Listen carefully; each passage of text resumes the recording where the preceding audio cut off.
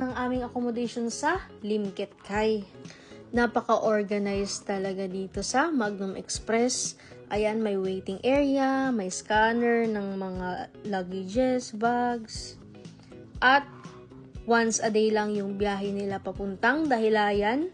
Ang oras, 9 a.m. every day.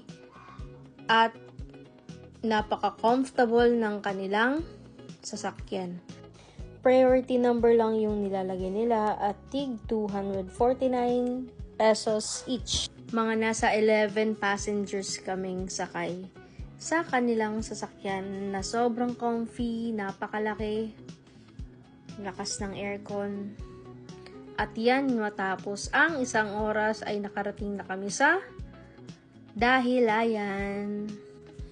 Napakaganda talaga dito sa Dahilayan at napakalawak. Ma-amaze ka talaga kung paano yung flow ng mga rides nila. For all ages talaga dito sa Dahilayan. Meron akong mga nakitang senior citizens, ng rainbow slide. So magkaiba guys yung entrance fee ng Dahilayan Nature Park at Dahilayan Adventure Mas okay Park. Talaga kung maaga kayong makarating sa Dahilayan at ma-spend nyo ang buong araw sa mga rides. Sa labas, meron ring tuk-tuk at meron kaming nakasabay na tourists at share na lang kami ng pamasahe dahil papunta rin sila ng Manolo Fortich at yung pamasahe namin is 1,000 pesos. At yan, pinaghati-hatian na lang namin yung fare. Napakaganda talaga ng view dahil makikita mo yung mga bahay-bahay ng Del Monte. Yung pinyahan nga ni at buti na lang hindi kami tumagal sa terminal. Papunta na kami sa Impasugong.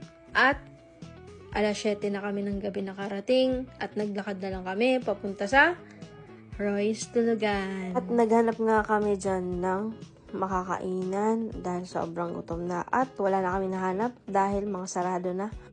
Buti na lang nag-o-offer sila ng rice meals. Meron din pwede magpaluto ng pansit canton, cup noodles, meron silang tubig, marami silang tinda guys.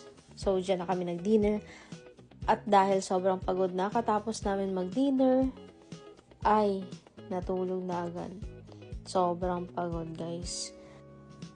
So, mag-abang kayo bukas para sa tour sa Impasugong. At follow for more.